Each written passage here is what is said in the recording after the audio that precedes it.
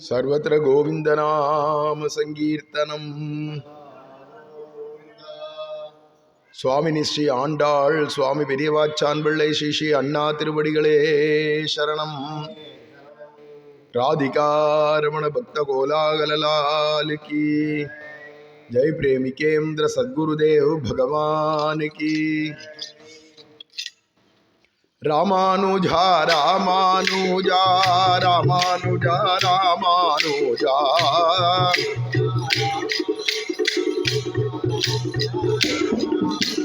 रामानुजा रामानुजा रामानुजा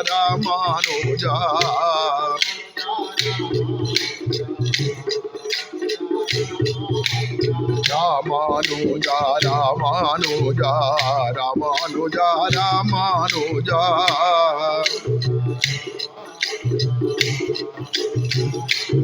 जय रामानुजा रामानुजा रामानुजा रामानुजा.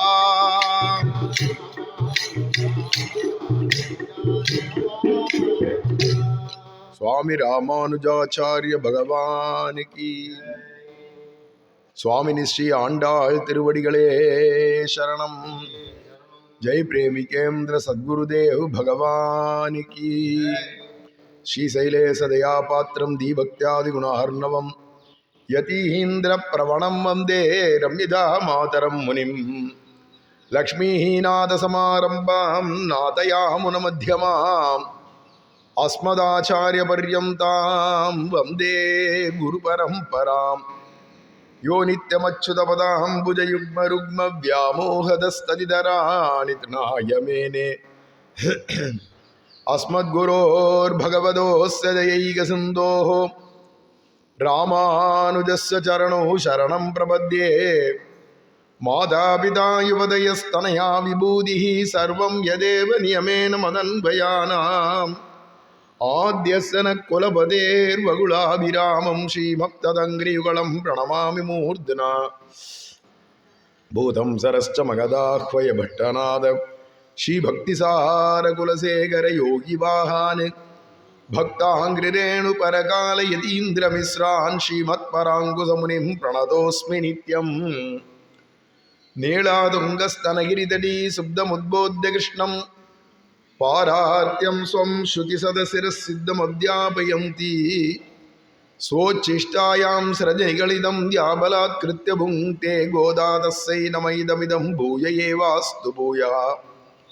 माधुर्यभक्तिरसपूरितभावमत्तां रङ्गादिभप्रणयपाशनिबद्धचित्तां वात्सल्यभूषितसमाशितसाधुवृन्दां श्रीविष्णुचित्ततनयां प्रणमामि गोदा. அன்னவயல் புதுவை ஆண்டாளரங்கற்கு பன்னு திருப்பாவை பல்வதியம் இன்னிசையால் பாடிக் கொடுத்தாள். நற்பாமாலை பூமாலை சூடிக் கொடுத்தாளை சொல்லு. சூடிக் கொடுத்த சுடர் கொடியே தொல்பாவை பாடியருளவல்ல பல்வளையாய். நாடு நீ வெங்கடவர்க்கு என்னை விதி என்ற இம்மாற்றம் நாம் கடவா வண்ணமே நல்கு. श्रीमत् कृष्ण समाह्वाय नमो यामुनसूनवे यत्कटाक्षैकलक्ष्याणां सुलभ श्रीधर सदा. वासुदेवेति सीदेति जपं तं सुस्वरं सदा. तं वन्दे राजगोपालदेशिकं वैष्णवोत्तमं. यस्य स्मरणमात्रेण रामभक्तिप्रजायते तं वन्दे रङ्गनाथार्यं रामायणपरायणम्. कोलाहलदयापात्रं माधुरीरमणं प्रभुं भक्तप्रियं प्रेमिकेन्द्रं रसिकाचार्यमाश्रये. स्वामिनी श्री आंडाळ तिरुवडिगळे शरणं. स्वामी पेरियवाचान पिळ्ळै तिरुवडिगळे शरणं. जय. प्रेमिकेन्द्र सद्गुरुदेव भगवान की. भगवान இந்த உலகத்தை படைக்கச்சவே 24 தத்துவங்களை முதல்ல படைச்சார் அப்படின்னு சொல்லப்படுறது. எல்லாம் ஜட வஸ்துக்கள் தான். அத்தனை ஜடங்களையும் 24 தத்துவங்களாக பிரித்தார். ஒரே ஜட வஸ்து தான் பொதுவாக சொல்ல போனால் மூலப்பிரகிருத்தின்னு. அந்த மூலப்பிரகிருதி அப்படிங்கிறதுலேருந்து ஒன்றுத்துலேருந்து ஒன்று ஒன்றுத்துலேருந்து ஒன்று அப்படின்னு பால் விகாரப்பட்டால் தயிர் ஆறுதும், தயிர் விகாரப்பட்டால் வெண்ணெய் ஆறுதும் அப்படின்னு எப்படி மாறுறதோ அதை மாதிரி ஒன்றுத்துலேருந்து ஒன்று விகாரப்பட்டு விகாரப்பட்டு விகாரப்பட்டு சாத்விக ராஜச தாமச அகங்காரங்கள்லாம் உண்டாகி அதுலேருந்து பலவேறு விஷயங்கள் உண்டாருது. பூதங்கள், பஞ்சபூதங்கள், பஞ்ச தன்மாத்திரைகள், அப்புறம் ஞானேந்திரியங்கள் 5, கர்மேந்திரியங்கள் 5 போன்றவைகள்லாம் எல்லாம் உண்டாகி கடைசியில் மனசு அப்படிங்கிற ஒரு தத்துவத்தை பகவான் படைக்கிறான். மானாங்காரம் அனங்களே அப்படிங்கிறார் நம்மாழ்வாரும். மான்றத்தினாலேயே மகத், அகங்காரம், மனசு இவையெல்லாம் தத்துவங்கள் ஒன்று எல்லாமே சூக்ஷ்மமாக இருக்கு. ஸ்தூலமா அப்படிங்கிறது ஜகத்து காரியமாக இருக்கே, இந்த உலகம் படைக்கப்பட்டிருக்கு, இதெல்லாம் பார்த்தா இதெல்லாம் காரியம்னு தெரியறது. இதுக்கெல்லாம் மூல காரணம் பிரகிருத்தின்னு ஒன்று இருக்குது. அந்த மூல பிரகிருதியை பகவான் வெளியிட்டான், தன்னுடைய வயிற்றில் வச்சுட்டுருக்கான், அதை வெளியிட்டான். அதுதான் விகாரப்பட்டு விகாரப்பட்டு இவ்வளோ பெரிய அண்டங்களும் அண்ட சராச்சரங்களும் கோடி கோடி அண்டங்களும் பலவேறு விதமான பதார்த்தங்களாக விரிஞ்சுது. அண்டமாய் விரியும் பிரானையே அப்படின்னே சொல்கிறார் ஆழ்வாரும். அண்டமா அது மாதிரி கோடி கோடி அண்டங்கள் உண்டாச்சு. அதில் எல்லா தத்துவத்திலையும் சூக்ஷ்மத்தில் சூக்ஷ்மமாகவும் ரொம்ப முக்கியமான தத்துவமாக அமையிறது மனசு அப்படின்னு ஒன்று படைச்சிருக்கார். இந்த மனசு ஒவ்வொரு பிறவி எடுக்கச்சவும் நமக்கு ஒரு புதுசு புதுசான மனசு வருதில்லை. அப்படியே தொடர்ந்து அனாதி காலமாக நம்ம எத்தனை கோடி பிறவி எடுத்தாலும் மனசு ஒரே மனசு தான் அப்படிங்கிறதான் ஆச்சரியங்க. அப்போ ஆத்மாவோட கூடவே வரக்கூடியது இந்த மனசு. அது எத்தனை பிறவி எடுத்தோமோ அத்தனை பிறவிலையும் தொடர்ந்து வருதா இருக்கு. அதுதான் பல கோடி ஜென்மாக்கள்ல இருக்கிற ஒரே மனசாக்கத்தால் தான் அந்த மனசுல எண்ணங்கள்லாம் அந்தந்த ஜென்மாவில் தோன்றின எண்ணங்கள் அப்படியே அதில் அப்படியே பதிஞ்சு அப்படியே இருக்கு. இன்னைய வரைக்கும் பதியப்பட்டு பதியப்பட்டு பதியப்பட்டு இப்போ இந்த டேப் ரெக்கார்டரில் நம்ம குரலெல்லாம் பதியப்படுறது இல்லையா, பதியிறா இல்லையா, இதை மாதிரி அப்படியே ரெக்கார்டாகிறது மாதிரி எங்கள் ஸ்டோரப் ஆகிடுறது எல்லாம் அதில் அப்படியே பதிஞ்சு பதிஞ்சு பல கோடி ஜென்மாக்களில் அதில் என்னென்ன நல்லதோ என்னென்ன கெட்டதோ எந்தெந்த விதமான எண்ணங்களோ எல்லாம் அந்த மனசுக்குள்ளே தான் இருக்குது, பதிஞ்சு இருக்குது. ஆனால் அந்த மனசு அப்படிங்கிறது கண்ணுக்கு தெரியாத ஒரு புகை ரூபமாக ஏதோ இருக்குது. மனுஷாவில் நமக்கெல்லாம் எடுத்துனோம்னா மனசு எங்கே இருக்குடானா அடி வயிற்றுல இருக்குது, நாபி கிட்ட இருக்கு உள்ள. அந்த மனசு அடி மனசு அப்படிங்கிறோம் இல்லையா, ஆழ் மனசுன்றமே அதான். அது அங்கேருந்து மேல் வரைக்கும் போகும், திருப்பி இறங்கும், மேலே ஏறும் இறங்கும். அப்படிங்கச்சே ரொம்ப துக்கம் வந்தாலும் இந்த தொண்டையை அடைக்கிற மாதிரி இங்கே வந்துடும். ரொம்ப சுகம் வந்தாலும் இந்த இடத்துல வந்து அப்படியே வெண்ணெயை பிடிக்கும். அப்படிங்கிறதுனால தான் துக்கம் தொண்டை அடைக்கிறது அப்படிங்கிறான். ரொம்ப சுகம் வந்தாலும் தாங்கலை அப்படிங்கிறான். அதுக்கெல்லாம் காரணம் அந்த மனசானது ஏறச்ச இந்த இடத்துக்கு வரைக்கும் தொண்டை வரைக்கும் வந்துடுறது, அப்படியே இறங்கிடுறது திருப்பி. அப்படிங்கிறது ஏறி ஏறி இறங்கக்கூடியதாக இருக்குது. ஆனால் அது ரொம்ப சூக்ஷ்மமாகவும் வச்சுருக்கான் பகவான். அது ஒரு உறுப்பு இல்லை. மனசுங்கிறது ஒரு தத்துவமே தவிர அது ஒரு உறுப்பு அப்படின்னு இல்லை. எப்படி இதயம் இருக்குது, நுரையீரல் இருக்குது, அப்படின்லாம் நம்ம உடம்புல பலவேறு உறுப்புகள் இருக்கா மாதிரி மாமிச பிண்டமான ஒரு உறுப்பாக இருக்காது.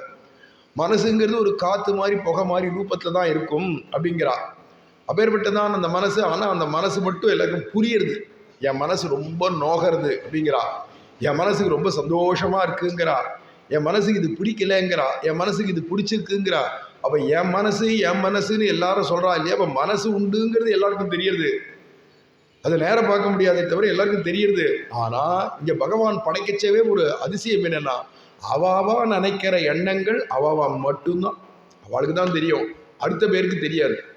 அப்படின்னு ஒரு ரகசியமாக கோப்பியமாக வச்சிருக்காரு இந்த மனசை, அதில் வர எண்ணங்களை. இது ரொம்ப விசேஷமான விஷயம். ஏன்னா இப்போ நான் என்ன நினைக்கிறேன்றது உங்களுக்கு தெரிஞ்சுடுத்துனா பெரிய கஷ்டம். நீங்கள் ஒவ்வொருத்தரும் என்னென்ன நினைக்கிறீர்கள் அப்படின்னு எனக்கு தெரிஞ்சால் கஷ்டம். கணவன் என்ன நினைக்கிறான் அந்தரங்கத்துலங்கிறது மனைவிக்கு தெரியாது, மனைவி என்ன அந்தரங்கமாக நினைக்கிறான்றது கணவனுக்கு தெரியாது, அப்பா அம்மா என்ன நினைக்கிறான்னு குழந்தைகளுக்கு தெரியாது. இது மாதிரி அக்கம் பக்கத்து மனுஷர்கள்லாம் என்ன நினைக்கிறா நம்மளை பற்றி நமக்கு தெரியாது. அப்படி வச்சிருக்கிறது ஒரு விதத்தில் நல்லது. அவாவா நினைக்கிறதெல்லாம் நமக்கு தெரிய ஆரம்பிச்சுட்டுனா வாழவே முடியாது. அப்போ எவ்வளோ பெரிய ரகசியம் பகவான் படைக்கச்சவே இந்த மனசுங்கிறது ஆனது எவ்வளோ ரகசியமாக வச்சிருக்கார் அப்படிங்கச்சே. அந்த மனசு தான் எவ்வளவு எண்ணங்கள் வருது. அது ஒரு நிமிஷத்துக்குள்ளால ஆயிரக்கணக்கான எண்ணங்கள் அதில் வந்துட்டு போகுது. இந்த மனசு வேகமாக அதிவேகமாக போகிறது, பிரயாணப்படுறது. திடீர்னு ஒரு க்ஷணம் பார்த்தா சொர்க்கத்தில் இருக்கும், திடீர்னு பார்த்தா நரகத்தில் இருக்கும், திடீர்னு பார்த்தா வைகுண்டம் வரைக்கும் கூட மனசால் கற்பனை வேண்டி போக முடியுமா அப்படின்னு பார்க்கும். எங்கேயோ அண்ட சராச்சரங்கள் எங்கே வேணால் சுற்ற ஆரம்பிக்கும். அப்போ மனசுங்கிறது ஒரே சமயத்தில் இங்கேருந்து அமெரிக்கா போகும், திடீர்னு பார்த்தா ஆப்பிரிக்கா போகும். எங்கெங்கே நினைக்கிறோமோ மனசு ஓடிட்டே இருக்கு. அங்கங்கே அதது விஷயமான எண்ணங்கள், பலவேறு எண்ணங்கள் வருது. மனோவேகம்னு சொல்கிறோம் இல்லையா, அந்த மனசனுடைய வேகம் அதிவேகமாக போகிறது. அப்பேற்பட்ட மனசு ஒரு க்ஷணத்துக்குள்ளால எவ்வளவு நினைவுகள் வருது. அது ஒரு இடத்துல நிற்க மாட்டேங்கிறது. மனசு எதுலையுமே குவிய மாட்டேங்கிறது. இப்படியே அலைஞ்சிட்டே இருக்கு. அப்படிங்கிறச்சு அது பெண்டுலம் மாதிரி இப்படி ஆடிட்டே இருக்கு, அரைஞ்சிட்டே இருக்கிறது தான் சஞ்சலம் ஹி மனகிருஷ்ணா அப்படின்னு அர்ஜுனனே சொல்கிறான் கீதையில். மனசு சஞ்சலமாக இருக்கே, அது ஒரு குரங்கு மாதிரி. ஒரு குரங்கு ஒரு இடத்துல உருப்படியாக இருக்குது. இந்த கலையிலேருந்து அந்த கலை, இந்த மரத்துலேருந்து அந்த மரம், இந்த வீட்டிலேருந்து அந்த வீடுன்னு தாவிண்டே இருக்கா மாதிரி இந்த மனசு பல்வேறு விஷயங்கள் இப்படி அப்படியே தாவி அதில் நல்லதையும் நினைக்கும், கெட்டதையும் நினைக்கும். அப்படின்னே பல ஜென்மாக்களாக நினச்சி அது உள்ள ஊறி ஊறி போனதுக்கு தான் வாசனைன்னு பேர். அத்தனை கோடி ஜென்மாக்களுடைய எண்ணங்களும் உள்ள தேக்கி வைக்கப்பட்டிருக்கே, அதுக்கு தான் வாசனைன்னு பேர். அந்த வாசனை அப்படிங்கிறது தொடர்ந்து வந்துட்டே இருக்கு. அந்த வாசனைகள் நல்லதான வாசனையாக இருக்கக்கூடாதோ, நல்ல எண்ணங்களான அப்படியே சேர்த்து வைக்கப்பட்டதாகவே இருந்ததுன்னா அப்போ அந்த பிறவி அவன் வரைச்சவே ரொம்ப நல்லவனாகவே இருப்பான், எல்லாமே நல்லதாகவே இருக்கும்னா அதை பார்த்தே தெரிஞ்சுக்கலாம். இவன் ஜென்ம ஜென்மா எப்படி இருக்கான்னு இவன் குணங்களை பார்த்து இவன் பழகிறத பார்த்தாலே தெரிஞ்சு போயிடும். அப்போ ஜென்ம ஜென்மமாக எவன் ஒருவனுக்கு எண்ணங்கள் நல்லதாக அமைஞ்சிருக்கோ அப்போ அவனுக்கு தானே ஜென்ம ஜென்மா புண்ணியங்கள் சேர்றதுன்னு அர்த்தம். அவன் நல்ல எண்ணங்கள்னால செய்யக்கூடியதான நல்வினைகளான புண்ணியங்கள் சேர்றதுன்னு அர்த்தம். அப்போ கெட்ட எண்ணங்கள் இப்பவும் வருதுன்னு தெரிஞ்சால் அப்போ நிறைய பாவம் பண்ணியிருப்பான் ஜென்ம ஜென்மா அப்படிங்கிறதும் அதை பார்த்தா தெரிஞ்சுக்கலாம். அப்போ ஜென்மாந்திரதான வாசனை அப்படிங்கிறது உள்ள அப்படியே தேக்கி வைக்கப்பட்டிருக்கு. அப்படிங்கச்சே அந்த மனசு அப்படிங்கிற தத்துவம் நம்ம கையில் இல்லை. அது போகிற வேகத்தை யாராலையும் கண்ட்ரோல் பண்ண முடியாது போகுது. பகவானோ கீதையில் சொல்கிறான், உன் எண்ணங்கள் எல்லாம் கட்டுப்படுத்தினான். யோகத்தில் கூட பதஞ்சலி சொல்கிறார், அவரு சொல்கிறார், எல்லாம் சர்வே மனோ நிகிரக லட்சணாந்தாகா அப்படிங்கிறார் இல்லையா. மனசனுடைய அலைவுகளை அப்படியே கட்டுப்படுத்தி ஒருமுகப்படுத்துறதுக்கு தான் யோகம்னு பேர். யோகா சித்த விருத்தி நிரோதகா அப்படிங்கிறார். யோகம்ன்றது சித்தத்தினுடைய விருத்திகள்னா அலைகள், அந்த எண்ணங்களுடைய அலைவுகளை கட்டுப்படுத்துறதுக்கு. அது அப்புறமா உள்முகமாக செலுத்துறது அப்படிங்கிறது ஒரே விதத்தில் ஒரே விஷயத்தில் அதை அப்படியே குவிச்சுட்டோம்னா அது தியானமாக போய்டுறது. அப்போ முதல்ல அது அங்கேயும் இங்கேயும் அலைச்சலை அந்த மனசனுடைய அளவுகளை கட்டுப்படுத்தணுமே. அந்த கட்டுப்படுத்துறதுக்கு தான் யோகம் அப்படிங்கிறார். அப்படி சித்த விருத்திகளெல்லாம் கட்டுப்படுத்துறது நம்ம கையில் அவ்வளோ சுலபமாக இல்லை, நமக்கு அடங்க மாட்டேங்கிறது. உண்மையாக சொல்ல போனால் அடங்கா பிடாரி அப்படின்வாளே, அது எதிரானா நம்ம மனசு தான். அவ்வளோ சுலபமாக யாருக்கும் அடங்கவே அடங்காது. மனசு அவளுக்கு அடங்காது. புறத்தியார் மனசை பற்றியில் நம்ம மனசே நம்மளால் அடங்க முடியாது. அப்படிங்கிறதுனால தான் எல்லாத்தையும் இந்த மனசனுடைய எண்ணங்கள் எல்லாம் பகவான் கையில் ஒப்படைச்சிரு அப்படிங்கிறா ஆச்சாரியர்கள்லாம். நீ மனசை நீ அதை கட்டுப்படுத்தணும் அப்படின்னு நினச்சா அது உனக்கு கட்டுக்குள் வராது. அதுக்கு தான் ஒரு ஆச்சாரியர் கையிலையோ இல்லை பகவான் ஸ்ரீ கிருஷ்ணன் கையிலையோ ஒப்படைச்சுட்டா அவன் தேரோட்டினான்றதே இதுதான். எதை தேரோட்டினா பார்த்தசாரதினா என்னடானா நம்ம மனசு தான் அந்த தேர், அல்லது இந்த உடம்பு தான் தேர். உள்ளே இருக்கிறதான மனசு தான் குதிரைகள். எல்லாத்தையும் போட்டு அடக்கி அது சரியான பாதையில் வெற்றி தரும் பத்தும் மேவி கற்பார்க்கின்ற வெற்றியான பாதையில் நமக்கு வெற்றி உண்டாகும்படியாக பண்ணணுமானா கண்ணபி நான் பார்த்தசாரதி தேர ஓட்டணும். பார்த்தனுக்கு அவன் ஓட்டினத்தினால தான் பார்த்தனுக்கு ஜெயம் ஏற்பட்டது. அங்கே சொல்லச்சவே எத்தனை பார்த்தோ தனுர்திரகான்னு ஆரம்பிக்கல, எத்தனை யோகேஸ்வர கிருஷ்ணா எத்தனை பார்த்தோ தனுர்தரஹா தத்ர ஸ்ரீர் விஜயோபூதி துருவானி திருமதிர்மம அப்படின்னு தானே முடிக்கிறார் கடைசியில் சஞ்சயன். அப்போ என்னடான்னா பகவத்கீதையில் கடைசியில் எதை கொண்டு வந்து முடிக்கிறான்னா யோகேஸ்வரனான கிருஷ்ணன் எங்கே இருக்கானோ அப்படின்னுச்சே அவன் பார்த்த சாரதியான எம்பெருமான்ட்டு இவன் என்ன பண்ணானா எல்லா பொறுப்படியும் கிருஷ்ணன் கிட்ட ஒப்படைச்சு நான் சிஷ்யனா உன்னை பிரபத்தி பண்ணுற சரணாகதி பண்ணுறேன்னு தான் ஆரம்பித்தான் பகவத்கீதையே. சிஷ்யஸ்தேகம் சாதிமாம் துவாம் பிரபன்னம்னு கடைசியில் முடிக்கிச்சவும் என்னடா கீதை புரிஞ்சுதான் உனக்கு, எல்லாம் உபதேசம் பண்ணினே புரிஞ்சுதான்னு கேட்டான். கரிஷ்யே வச்சனம் தவ, நீ சொல்கிற பேச்சை கேட்கணும்னு புரிஞ்சுட்டேமா. அப்படி சொல்கிற பேச்சை கேட்டுட்டு இருந்தான். தன் பொறுப்பெல்லாம் பகவான்கிட்ட ஒப்படைச்சி சரணாகதி பண்ணிவிட்டான்றதுனால அப்போ அவன் விஷயத்தில் பகவான் தானே அந்த குதிரைகளை எப்படி ஓட்டி நடாத்திண்டு போனமோ அப்படி கொண்டு போய் வெற்றி பாதையில் கொண்டு போய் கடைசியில் வெற்றியில் ஜெயத்தில் கொண்டு வந்து முடிச்சுவிட்டான். அவர்களையே மன்னராக்கி அப்படின்னு பஞ்ச பாண்டவாளியே ராஜாதிராஜர்களா சக்கரவர்த்திகளா ஆக்கிவிட்டான் அப்படிங்கிறதான் பார்க்குறோம் இல்லையா. அதை மாதிரி பகவான் கையில் நம்ம ஒப்படைச்சுட்டோம்னா பகவான் நமக்கு பிரத்யட்சமாக தெரியாட்டாலும் ஆச்சாரியர் இருக்காரு, குருநாதர்னு இருக்காரு, அவர்கிட்ட ஒப்படைச்சுட்டோம்னா அவர் பார்த்து அடக்கி கொண்டு போவார். நீ போற போக்குக்கு உன்னை போக விடாத. நேற்றே சொன்னோம், நன்றாக திருத்தி பணிகொள்வான். அப்படிங்கிறதுனால நம்ம போற போக்குக்கு போகாதபடி எப்படி சாஸ்திரங்கள்ல சொல்லப்பட்டிருக்கோம், அதுலேயும் சாஸ்திரங்களின் சூக்ஷ்மார்த்தங்கள் என்ன சொல்றதோ, மிக்க வேதியர் வேதத்தின் உட்பொருள்னு சொல்றாலே அந்த உட்பொருள் என்னென்ன சொல்லியிருக்கோ அதுபடி இந்த ஜீவனை சிஷ்யனை நடாத்தேண்டு போறவர் தான் ஆச்சாரியர். தானே அவன் கையை பற்றி அழைச்சிட்டு போய் கொண்டு போய் பெருமாள் மடியில் கொண்டு போய் வைகுண்டத்தில் உட்கார வைக்கிறவர்களும் தான் அந்த பொறுப்பை ஏற்றுக்கிறார் ஒவ்வொரு ஜீவன் விஷயமா. அப்பேற்பட்டவர் தான் ஆச்சாரியர் அப்படின்னு சொல்கிறோம்.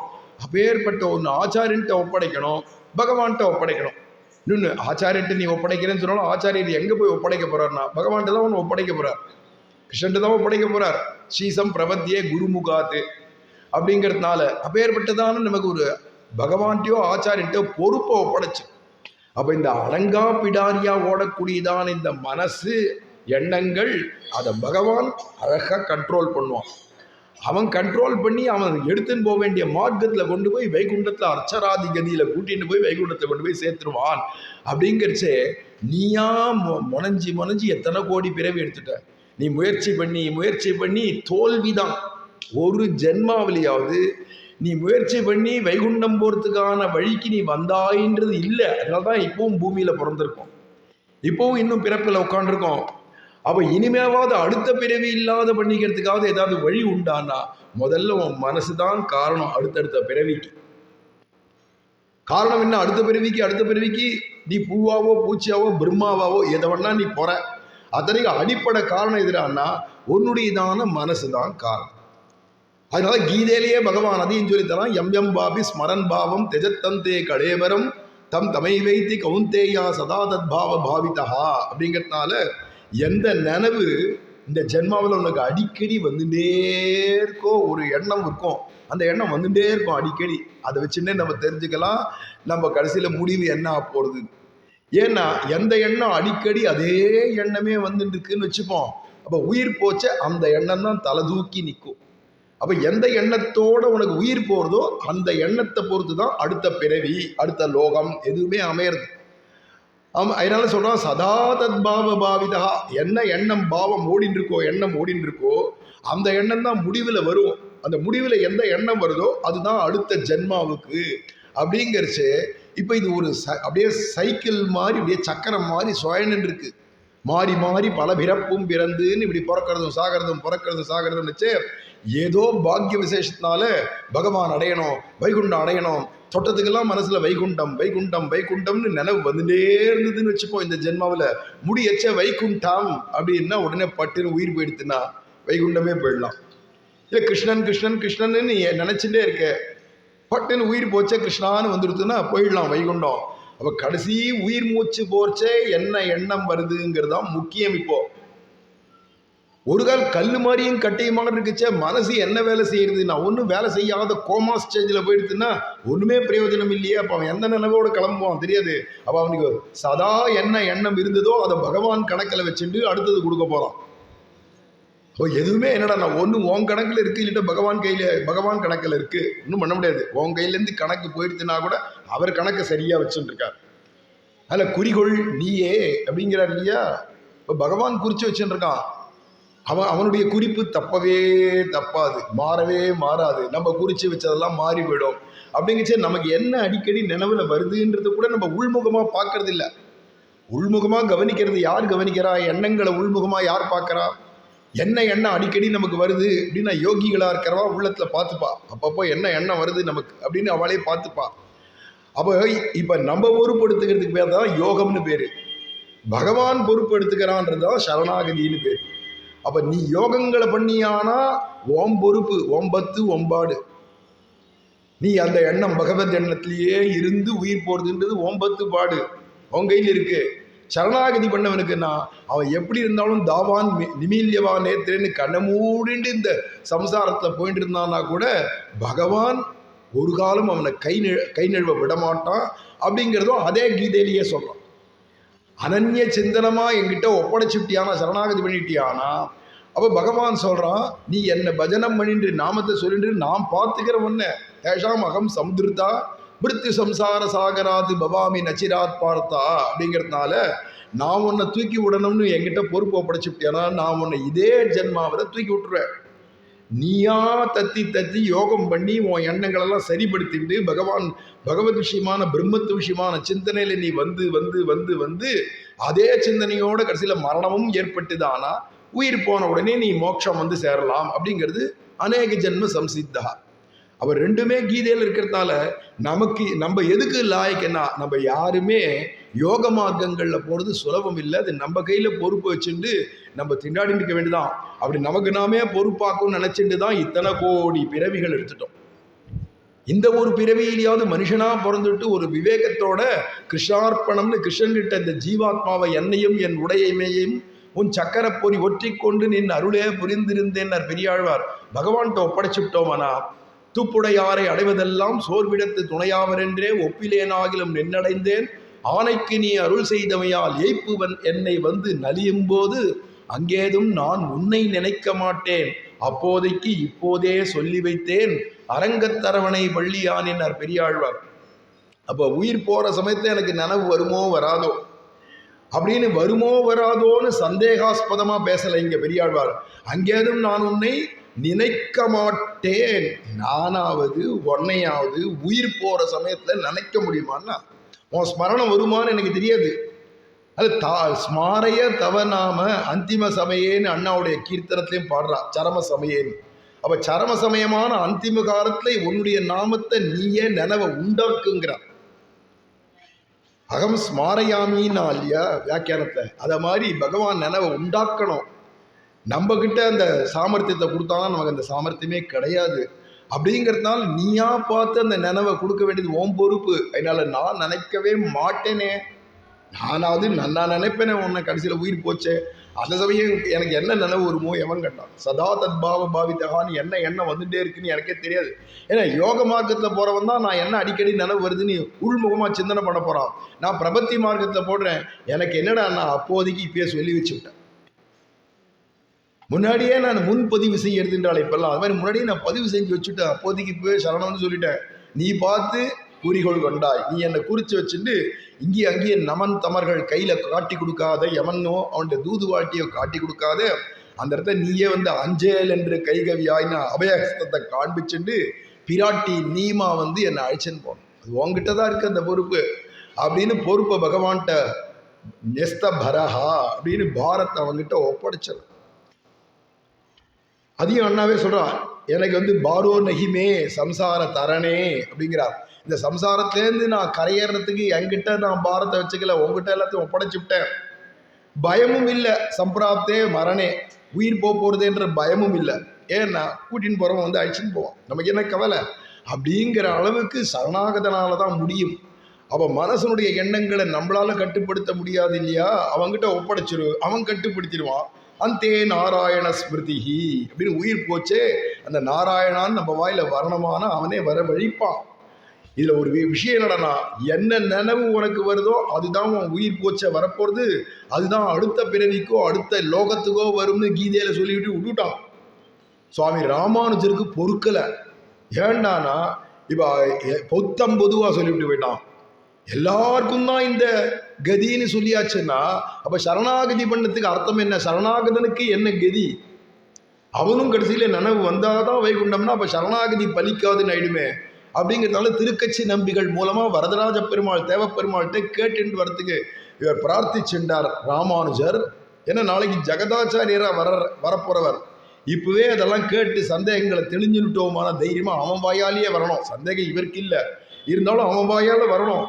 அவன் கணக்க வாயால் சொல்லிட்டானா அப்போ இவர் பாஷ்யத்தில் எழுதி வைக்கலாம் பாரு, வசதியாக இருக்கும்.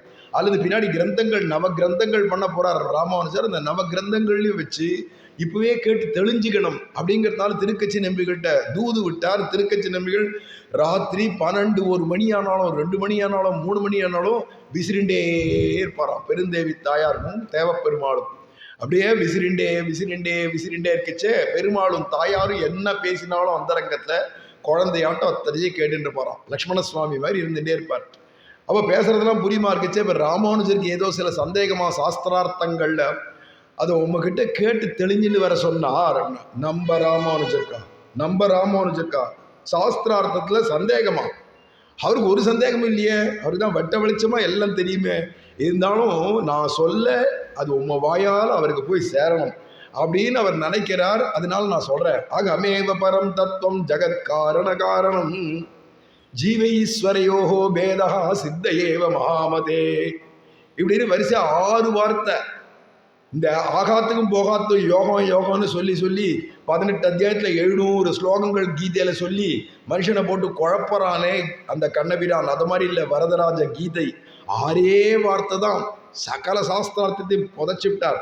நானே ஒரே பரம்பொருள் அப்படின்னும், ஜீவாத்மா வேற பரமாத்மா வேறதான் அப்படின்னும், என் அடையறதுக்கு சுலபமான மார்க்கம் சரணாகதி தான் அப்படின்னும், உயிர் போகிற சமயத்தில் என் நனவு வந்தால்தான் வைகுண்டம் அப்படிங்கிறது கிடையாது. சரணாகதி பண்ணவனுக்கு நாந்திம ஸ்மிருதிரிஷ்யதே அப்படிங்கிறதுனால அந்திம காலத்தில் என்னுடைய நனவு வந்தால்தான் வைகுண்டம்ன்றது கிடையாது. சரணம் அடைஞ்சாச்சுனாலே நானே அந்த நனவை வேணுமானா உண்டாக்கி பரிபக்குவத்தை கொடுத்து அழிச்சன் போயிடுவேன். வேண்டிய ஞானத்தையும் கொடுத்து அழிச்சன் போயிடுவேன். அகம் ஸ்மராமி மத் பக்தம் நயாமி பரமாங்கதியம் அப்படிங்கிற வார்த்தைகள் அருமையான வார்த்தைகள் இல்லையா இதெல்லாம்? இதே ஜென்மாவில் முடிவில் வைகுண்டம், அதுவும் என் நனவும் வர வேண்டாம், ஒரு ஆச்சாரியன் மூலமாக சரணாகதி பண்ண சொல்லு அப்படின்னு இந்த 6 வார்த்தைகளை வரதராஜ பெருமாள் சொன்னார். இது ரொம்ப ரத்தனமான, ஒவ்வொரு வார்த்தைகளும் ரத்தனமாக இருக்கு இல்லையா? அப்பேற்பட்ட வார்த்தையில் முக்கியமான வார்த்தை நாந்திம ஸ்மிருதிரிஷ்யதே. அந்திம காலத்தில் என் ஸ்மரணம் வந்தால்தான் உனக்கு வைகுண்டம்னு இல்லை, பிரபன்னனுக்கு சரணாகதி பண்ணவனுக்கு அப்படிங்கிறதுனால அப்போதைக்கு இப்பயே நம்மளாம் தயாராகிடும். இப்போ அடுத்த மாதம் இல்லை, அதுக்கு அடுத்த மாதம் இல்லை, அதுக்கு அடுத்த மாதம் 3 மாதம் கழிச்சு நம்ம இங்கேருந்து பாம்பே போகிறோம், டெல்லி போகிறோம்னா இப்போவே போய் ட்ரெயினுக்காக புக் பண்ணிடுறோமே, டிக்கெட்டை வாங்கிடுறோமே, புக் பண்ணிக்கிறோமே. அப்போது வைகுண்டம் போனோம்னா உயிர் என்னைக்கு போகும் தெரியாது. சென்னாள் எந்நாள் அந்நாள் உனதாள் பிடித்தே செலக்காணினார் நம்மாழ்வார் 6ஆம் பார்த்து. செல்லக்கூடிய நாள் எந்நாள் எவங்கண்ணா, போங்காலம் யாருக்கு எப்போன்னு யாருக்கு என்ன சொல்லிட்டா வருது? அன்னைக்கு போயிட்டு திடீர்னு சத்த நில்லும்யா, ஒரு நொடி நில்லு, இதோ பண்ணிக்க வேண்டிய கடைசி காரியத்தை முடிச்சுன்னு வந்துடுறேன் அப்படின்னா நில்லும் என்னும் உபாயம் இல்லை அப்படிங்கிறார். அவன் நிற்க மாட்டான். அவன் காலஸ்திஷ்டதி பிருஷ்டதை ஏவன்னு காத்துன்னு இருக்கான், பிடிச்சின்னு மென்னையை பிடிச்சிட்டு. அவனுக்கு தெரியும் அந்த க்ஷணம் எப்போன்னு. அதுதான் அவனுக்கு காலன்னே பேர். காலத்தில் தான் வருவான், பட்டுன்னு போடுவான், கயிறை போடுவான், தூக்கின்னு போயிடுவான் அப்படிங்கிறச்சே. அப்போ போய் நீ நில்லுன்றதுக்கெல்லாம் உபாயம் இல்லை, அதெல்லாம் வழி கிடையாது. என்னடா அது எப்போ வருமோ? செந்நாள் எந்நாள் அந்நாள், அது எந்த நாளோ எனக்கு தெரியாது, அது உனக்கு தெரியும். அந்நாள் உனதாள் பிடித்தே, உன்னுடைய திருவடியை பிடிச்சின்னு நான் போகும்படிக்கு நீ செய்ய, உனதாள் பிடித்தே செலக்காடே அப்படி போகும்படிக்கு நீ செய் அப்படின்னு பகவான்கிட்டயே பொறுப்பை ஒப்படைக்கிறார் பார்த்தீங்களா? அப்போ என்னடா நான் பகவானுக்கு தெரியும் எப்படி அழைச்சின்னு போகணும். இந்த ஜீவன் 9 ஓட்டலை எந்த ஓட்ட வழியாகனா வெளியில் போயிடலாம். உயிர் போச்சே, மூக்கில் 2 தொலை இருக்குது, ஓட்டை இருக்குது, அது வழியாகவும் போகலாம். கண்ணில் 2 ஓட்டை இருக்குது, கண் வழியாகவும் பிராணன் போகலாம். காதுங்கிறதான 2 ஓட்டை இருக்குது, அது வழியாகவும் போகலாம். இல்லை மலமூத்திரங்கள் போகிறதுக்குன்னு 2 ஓட்டைகள் இருக்குது, அது வழியாகவும் போகலாம். வாய் வழியாகவும் போகலாம், எந்த வழியாகனா போகலாம். ஆனால் இந்த மாதிரியான வழிகளில் இந்த 9 துவாரமுடையதான இந்த உடம்புல எந்த வழியாக வேணா இந்த ஆத்மா பிராணன் கிளம்பலாம் அப்படிங்கச்சே. அதெல்லாம் அந்த ஓட்டைகள் வழியாக வெளியில் போச்சுன்னா திருப்பி திருப்பி சம்சாரத்தை தான் சுழனின்னு இருக்கணும். அவ மேலே கபாலம் வெடித்து மோட்சம் போகணும்ன்றா. ஊர்துவகதியில் போகிறவாள்லாம் ஊர்துவ தேஜஸ்களாக இருக்கிறவாளுக்கு தான் அப்படி கிடைக்கும். பீஷ்மாச்சாரியரை போன்றவா, நம்ம வாசுதேவ தாத்தா இந்த மாதிரி இருக்கிறவாள்லாம் அப்படி ஊர்துவகதியில் கிளம்பி போனவா. அவள் அதை மாதிரி போகிறவான்னா எல்லாராலையும் இப்படி போயிட முடியாது அப்படிங்கச்சு. அப்போ எந்த வழியாக அடைச்சிண்டு போகணுமோ அந்த மார்க்கத்தை திறந்து விட்டு மிச்ச மார்க்கங்களெல்லாம் மிச்ச ஓட்டைகளெல்லாம் அடைச்சி இந்த வழியாக வா, இந்த வழியாக வா, இப்படி ஏறு, இப்படி வா, இப்படி வா அப்படின்னு வயசான கிழவர்கள் கண்ணும் தெரியல தடுமாறுறவாளை எப்படி கைப்பிடிச்சு இப்படி வாங்கோ அப்படி வாங்கோன்னு அழிச்சுன்னு போகிறோமோ அதே மாதிரி இல்லை பச்சளம் குழந்தை தளர்நட நடக்கிற குழந்தைய கையை பிடிச்சிட்டு அவன் அம்மா எப்படி அழிச்சுன்னு போகல பார்த்து பார்த்து அதை மாதிரி பகவானே வழித்துணை பெருமாள்னு பேர். திருமோகூரில் அந்த பெருமாள் நம்மளை அழிச்சுன்னு போவார் அப்படிங்கிறதால ஹார்தானுகிரக லப்த தமனி துவாரா பகிர் நிர்கதா. நடாதுரம்மாள் சொல்றார், ஹார்தன்னா ஹிருதயத்தில் அந்தரியாமையா நம்ம உள்ளே இருக்கிற பெருமாள் அந்த நாராயணன், பிராட்டியோட சேர்ந்த நாராயணன் அப்படியே எந்த ஓட்ட வழியா அழைச்சிருந்தா வைகுண்டத்துக்கு அழைச்சின்னு போக முடியுமோ அந்த துவாரத்தை திறந்து விட்டு இப்படி வா அப்படின்னு. யோகீஸ்வராளுக்கு அது வெடிக்கிறது எல்லாருக்கும் தெரியும். கபாலம் வெடிச்சு மோட்சம் போறான்னா அது யோகீஸ்வராளுக்கு கூட இருந்து பார்க்கறச்சே தெரியும்.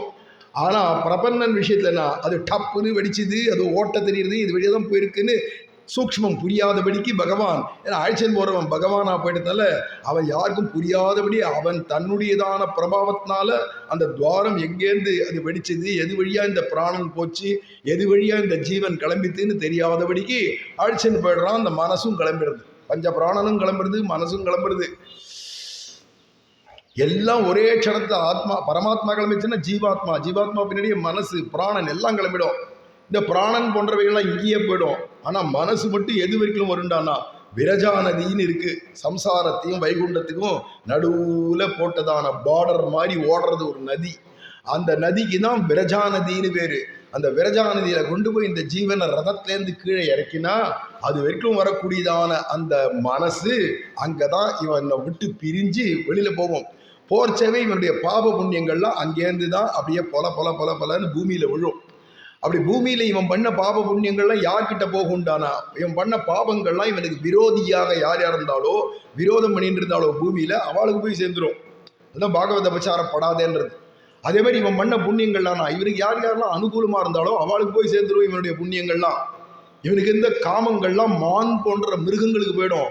இவனுக்கு இருந்த கோபங்கள்லாம் புலி சிங்கங்களுக்கு போய் சேர்ந்துடும். அப்படின்னு எல்லாத்தையும் பகவான் பட்வாடா பண்ணிட்டு ஒண்ணுமே இல்லாத சுத்தாத்மா மட்டும்தான். அந்த மனசு கூட உள்ள வர முடியாது. ஏன்னா வைகுண்டத்துக்கு போனா நீ தினுசு, நீ சொகுசு, நீ மனசு வேறன்றாலே, அது மாதிரி வைகுண்டம் போயிடுச்சுன்னா இங்கேயும் இந்த பாழா போன மனசுன்றோமே, இதே மனசு வைகுண்டத்துலேயும் வந்து அப்புறமா என்ன பிரயோஜனம்? இங்க இருக்கக்கூடியதான எல்லா எண்ணங்களும் அங்கேயே வந்து தொலைக்கும். அப்ப இது பிராகிருதமான மனசை விட்டுட்டு அப்ராகிருதமான மனசு, அப்ராகிருதமான சூக்ஷ்மமான சரீரம் எல்லாமே அப்ராகிருதம் அங்க. அப்படிங்கிறதால பிரகிருதி இங்க வாசனையே கிடையாது. பிரகிருதினா என்னன்னு தெரியாது, சம்சார கந்தமே அங்க கிடையாது. அப்படிங்கிறதுனால அங்க போயிட்டா எல்லாருமே அஸ்பிருஷ்ட சம்சார கந்தங்களா ஆயிடுவாளாம். சம்சார கந்தம் ஒரு லெவலேசம் கூட வைகுண்டத்துல கிடையாது. அப்படிங்கிறதுனால அந்த மனசு தனிதான். அங்க போய் நனவு பூரா தனிதான். காமான் நீ காமரூப்யனு சஞ்சரன் அப்படின்னு உனக்கு வேண்டிய வேண்டிய ரூபத்தை என்ன வேணா பட்டு பட்டுன்னு எடுத்துக்கலாமா. இது அத்தனையும் ரூபமும் எடுத்துன்னு என்ன பண்றதுன்னா பகவானுக்கு கைங்கரியம். இப்ப நான் கிளியா இருந்து அந்த பகவான் பரமபதநாதனுக்கு எதிர்க்க போய் கிரீச் கிரீச்சின்னு கத்தணும். பகவான் ஒரு பார்வை பார்ப்பான் இல்லையா, அதான் யாராது கிளியாட்ட கத்துறது, கொஞ்சி கொஞ்சி பேசுறதுன்னு இப்படி எட்டி பார்ப்பான் இல்லையா, ஒரு கடாட்சம் பண்ணுவா இல்லையா. அப்ப நம்ம கிளி ஆயிடணும்னு நினைச்சா கிளி ஆயிடலாம், குயிலாகணும்னா குயிலாகிடலாம், பந்தலாகணும்னா பந்தலாகலாம், சிம்மாசனம் ஆகணும்னா ஆகலாம், அங்கே ஒரு மண்டபம் ஆயிடணும்னா ஆயிடலாம். பெருமாள் வந்து உட்கார்வார் அந்த மண்டபத்தில், நம்ம மடியில் வந்து பெருமாள் உட்கார வரோம். அது வேதமே சொல்றது. அப்போ வேண்டிய வேண்டிய வேண்டிய வேண்டிய ரூபங்கள் என்னென்ன வேணுமோ ரூபத்தை எடுத்துக்கலாம். எல்லாம் எதுக்குடானா கைங்கரியத்துக்கு தான். ஏன்னா அங்கே நமக்கு அப்படிங்கிறதுக்கு ஒன்றுமே தேவையில்லையா. பசி இருக்கா, தாகம் இருக்கா, தூக்கம் இருக்கா, களைப்பு இருக்கா, சளைப்பு இருக்கா, போட்டி போறாம இருக்கா, பிடிச்சவா பிடிக்காதவான்றதெல்லாம் உண்டானா. எல்லாம் இந்த சம்சாரம் பாழா போன அப்படின்றாள். அந்த சம்சாரத்தோட போச்சு, இந்த மனசோட போச்சு. அங்க போனா எல்லாம் திவ்யம், எல்லாம் ஒரே பிரேமமயம், சர்வம் பிரேமமயம், ஒரே அன்பு தான் பார்க்கலாம். ஒருத்தருக்கு ஒருத்தர் வினயத்தை தான் பார்க்கலாம். பரஸ்பர நீச்சபாவைகின்னு பழகுவாளாம் ஒருத்தருக்கு ஒருத்தர். திருநாதபி சுனீச்சேன அப்படின்னு பழகுவா ஒருத்தருக்கு ஒருத்தர். அப்படி இருக்கிறது வைகுண்டம்னா சொல்லுக்கெல்லாம் அப்பாற்பட்டது. நம்ம கேட்கணுமானா வைகுண்ட கத்தியம்னு ராமானுஜர் பண்ணதை வச்சுட்டு பேசினோமானா, அதுக்கு பெரியவாச்சான் பிள்ளை பண்ண வியாக்கியானத்தை வச்சுன்னு பார்த்தோமானா புரியும். ஓ இப்படி இருக்குமோ வைகுண்டம். அது கூட என்ன கற்பனைக்கு எட்டாது, ஒரு கோட் காட்டுற மாதிரி தான் காட்டா பெரியவாச்சான் பிள்ளையோ ராமானுஜர் கூட. ஏன்னா தியான யோகேன திருஷ்வா, தியான யோகத்துல போய் பார்த்துட்டு வந்து ராமானுஜர் கத்தியமா எழுதி வச்சார். நம்ம வாசுதேவ தாத்தா சொன்னதெல்லாம் ஆத்மாவலோபனம் அப்படின்னு அண்ணா அதை சின்ன புஸ்தகமா போட்டா ஒரு காலத்துல. அப்படிங்கிறத இருக்கிறதுனால அப்பேற்பட்ட அந்த ஆத்மானுபவம் இருக்க வைகுண்டத்துக்கும் ஜீவனுக்கும் இருக்கக்கூடியதான ஜீவபர சம்பந்தம் என்னவோ அதை காட்டக்கூடியதான அந்த வைகுண்ட யாத்திரை இருக்கே, அந்த வைகுண்ட யாத்திரைய அந்த புரிஞ்சுக்கலாம் ஓரளவுக்காது. அது அதுவும் அவர் தாத்தா வாசுதேவ தாத்தா சொல்லச்சே, உணர்ந்து உணர்ந்து பார், திருப்பி உணர்ந்து உணர்ந்து பார், திருப்பி உணர்ந்து உணர்ந்து பார், அவ்வளோ சுலபம் இல்லை அப்படிங்கிறார் புரிஞ்சுக்கிறதுக்கே. அப்பேற்பட்ட ஜாதி முல்லை தோட்டம் இல்லை ஜோதி முல்லை தோட்டமடா, ஜோதி முல்லை தோட்டத்திலே ஆதிபரம் பொருளை கண்டேன் அப்படின்னு ஒரு சித்தர் பாட்டு மாதிரி வாசுதேவ தாத்தா பாடிட்டு இருப்பாராம். ஏன்னா எல்லா அங்கே இருக்கிற ஜீவர்களான நித்தியர்களோ முக்தர்களோ எல்லாம் ஜோதி ஜோதியா ஒரு முல்லைப்பூ மாதிரி, நிறைய பூத்த முல்லைப்பூ மாதிரி ஜோதி ஜோதியா இருப்பாளாம். அதுக்கு மத்தியில பெரிய ஜோதி ஒன்று இருக்குமா. ஆதிசேஷன் மேல பெருமாள் உட்காண்டிருப்பார். ஸ்ரீதேவி, பூதேவி, நீலாதேவி எல்லாரும் சூழ்ந்திருக்க. கீழே அஷ்டலட்சுமிகள் சாமரம் வீச எல்லா நித்தியசூரிகள் கருடன் விஷக்சேனர்களோ மற்ற அனந்தங்கொத்து ஸ்ரீ விஷ்ணுகளான் நித்தியசூரிகளோ முக்தர்களோ எல்லாம் ஏதத் சாமகாயன் நாஸ்தேன்றதுனால சாம வேதம் பண்ணிட்டு இருப்பா. ஒரு பக்கம் 4000 திவ்ய பிரபந்தம் ஓதிட்டு இருப்பா. வைகுண்டத்துக்கு போனால் தமிழ் உண்டு, தெரிஞ்சுக்கோ. வைகுண்டத்துக்கு போனால் நம்ம தமிழ்காரர்களுக்கு கவலையே இல்லை. பெருமாள்கிட்ட போனால் நிம்மதியாக பேசலாம், ஏன்னா அங்கே திவ்ய பிரபந்தம் இருக்குது. அதில் நம்ம தமிழ்காரெல்லாம் போனால் தமிழ்லேயே பேசிக்கலாம். தேவ பாஷை எனக்கு தெரியாது, சம்ஸ்கிருதம், நான் கவலைப்படாது. சம்ஸ்கிருதம் தெரிஞ்சவா மற்ற எல்லாரும் சம்ஸ்கிருதம் தான் போய் பேசி ஆகணும், தெரிஞ்சுன்னு ஆகணும். ஆனால் தமிழ்காரன் இங்கேருந்து போனான்னா தமிழில் பிரபந்தத்தை வச்சுட்டே பேசிட்டு இருக்கலாம். அது எல்லாம் பெருமாளும் தமிழ்லேயே பதில் சொல்லிட்டு இருப்பார். அப்படிங்கிறதுனால அங்கே 2 இருக்குங்கிறார். பக்தைஹி பாகவதை சக வைகுந்த தமரரும் முனிவரும் வியந்தனர் இருக்கிறதுனால பக்தாள் பாகவதாள்னு 2 கோஷ்டி. பக்தாள்லாம் வேதத்தை சேவிச்சுட்டு இருப்பா, பாகவதாள்லாம் திவ்ய பிரபந்தம் சேவிச்சுட்டு இருப்பா 4000. இப்படி 2 கோஷ்டிக்கு மத்தியில் பெருமாள் இப்படி உட்காண்டிருக்கிற அழகு இருக்கே. ஐயோ, இந்த வைகுண்டம் அப்படிங்கிறது கிளம்பி போர்ச்சே, கடைசி வரைக்கும் இந்த மனசு வந்துட்டே இருக்குங்கிறச்சே. அந்த மனசு தெரியாத பகவான் வச்சாலே அது பெரிய விஷயம் இல்லையா? அப்போ இந்த மனசுல தானே இத்தனை எண்ணங்கள், நல்லது கெட்டது எண்ணங்கள்லாம் அனாதிகாலமாக சஞ்சிதமாக சேர்த்து வைக்கப்பட்டிருக்கின்றோம். அப்படி இருக்கக்கூடியதான இந்த எண்ணங்கள்லாம் அதுல நிறைய துராச்சார சமன்விதமாக தான், துராச்சார பூயிஷ்டமாக தான் இருக்கும். அனாச்சாரம்னு ஒன்று இருக்கு, துராச்சாரம்னு ஒன்று இருக்கு. அனாச்சாரம்னா சுச்சி ருச்சியா இல்லாத இருந்தா அதனால வரக்கூடிய பாவங்கள். இப்ப சும்மா சில பேர் எடுத்தாலும் இந்த நகத்தை கடிச்சுட்டே இருப்பா, எச்ச பண்ணிகிட்டே இருப்பா. இந்த வரலாம் அதோட போய் எல்லாத்தையும் தொடுவா. தொடக்கூடாத இடத்துலலாம் தொட்டுட்டு அப்படியே போய் எல்லாத்தையும் கை வைப்பா. இல்லை வெளிவாசல் போயிட்டோ இல்லை ஏதாவது போயிட்டான்னா கை கால் அலம்பிண்டு வாயை கூட கும்பிளிக்காத அப்படியே வருவா போவா, புழங்குவா. இது மாதிரிலாம் பண்ணுறது ஒவ்வொன்றும் இருக்கே. குளிக்காதே சாப்பிட்றது, இதெல்லாம் வந்து அனாச்சாரங்கள். இதை விட பொல்லாத பாவம் எதிரான துராச்சாரம். துராச்சாரம் அப்படின்னு எடுத்துட்டோமானா துராச்சாரத்தில் கொலை பண்ணுறது, கொள்ளை அடிக்கிறது, பொய் சாட்சி சொல்கிறது கோர்ட்டில், இதை மாதிரி பொறத்தியார் மனைவியை தன் மனைவி ஆக்கிக்கிறது போன்றதான கொடுஞ்செயல்கள் இருக்கே, அதுக்கெல்லாம் துராச்சாரங்கள்னு பேர்.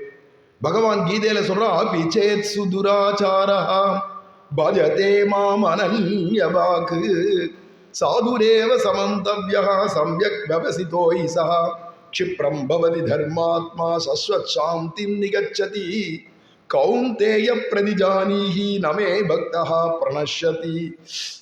இந்த 2 ஸ்லோகம் பகவத்கீதையில எல்லாருக்கும் ஆறுதலா இருக்கு.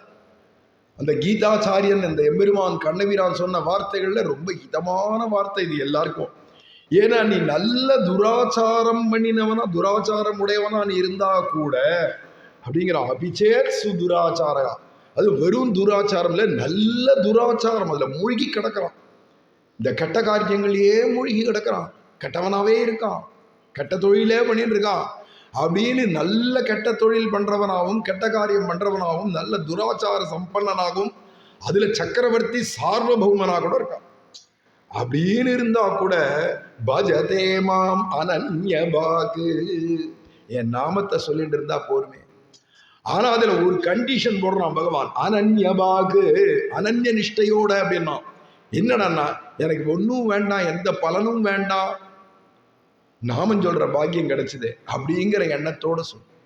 எனக்கு வேற யாரும் வேண்டாம், கிருஷ்ணன் இருக்கான் பார்த்துப்பான் அப்படிங்கிற அனன்ய சிந்தனை. இதெல்லாம் அதே மாதிரி என்னன்னா, அந்த நாமத்தை தவிர்த்து சரணம்னு சொல்லியாச்சு, அப்புறமா இனிமேல் நாமத்தை சொல்றதை தவிர்த்து நான் வேற எந்த சாதனையும் பண்ண மாட்டேன் அப்படின்னு இருக்கிறதுக்கு தான். சாதனாந்தரம் கூடாது, பலாந்தரத்தை அபேட்சிக்க கூடாது, தேவதாந்தரத்துக்கிட்ட போயிடக்கூடாது. அப்படின்னு இருந்தாதான் அதுக்கு அனன்ய சிந்தனம்னு பேரு. அதுக்கு தான் அனன்யா சிந்தையந்தோமா அப்படின்லாம் சொல்றான். அந்த அனன்ய சிந்தனையோட எவன் ஒருவன் நாமம் சொல்றானோ அவங்கிட்ட 1000 துராச்சாரங்கள், கெட்ட எண்ணங்கள், கெட்ட நடவடிக்கைகள் இருந்தாலும் பரவாயில்ல. ஆனா பஜதே மாம் அனன்யபாக் சாதுரேவ சமந்தவ்யா.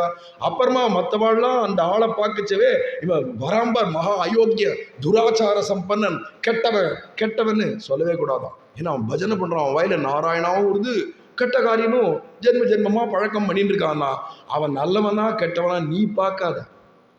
ஏன்னா பொறத்தியார்கிட்ட இருக்கிற நல்லது கெட்டது பார்த்தியானா கடைசியில் ஓ முதுகில் பாட்டு கெட்டது ஏறிண்டே போயிட்டு இருக்கோம். ஓ முதுகுல அழுக்கு இருக்குச்சே, இதை கழுவிக்காத, பொறத்தியார் முதுகுல இருக்கிற அழுக்குன்னு சொல்லியிருந்தியானா ஒன்னு நீ எப்போ தூய்மையாக்கிக்க போற? தூயோமாய் வந்து நாம்ன்றது எப்போ? அப்படிங்கிறதால நீ பொறத்தியாருடைய குணதோஷங்கள் எல்லாம் மறந்துருங்கிறார்.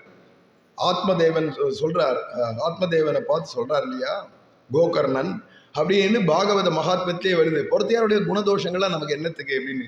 அதனால குணதோஷங்களை விட்டுடு, நாமம் சொல்றான் இல்லையே அவன் பாகவதன் அப்படின்னு அவனை பார்த்து அஞ்சலி பண்ணிட்டு தொழுமினீர் கொடுமின் கொடுமின்னாரே, அது மாதிரி அவளை பார்த்து தொழுதுட்டு போயிட்டேரு. அது போரும். அவன்கிட்ட நல்லதையும் பார்க்காத கெட்டதையும் பார்க்காத, நீ சாதுரேவ சமந்தவ்யா, அவனை சாது வைஷ்ணவன் அப்படின்னு பார். சாதுரேவ சமந்தவ்யா சம்யக் வியவசிதோஹிசா க்ஷிப்ரம் பவதி தர்மாத்மா. அப்போ அவன் கெட்டவனாவே கடைசி வரைக்கும் இருக்க போறானா? இவ்வளோ நாமன் சொல்றானே, அப்போ அவன் கெட்டவனாவே கடைசி வரைக்கும் இருந்து மாண்டு போவானானா? அப்படி இல்லை. க்ஷிப்ரம் பவதி தர்மாத்மா, சீக்கிரம் அவனை தர்மாத்மாவா பண்ணிடுவேன்னா.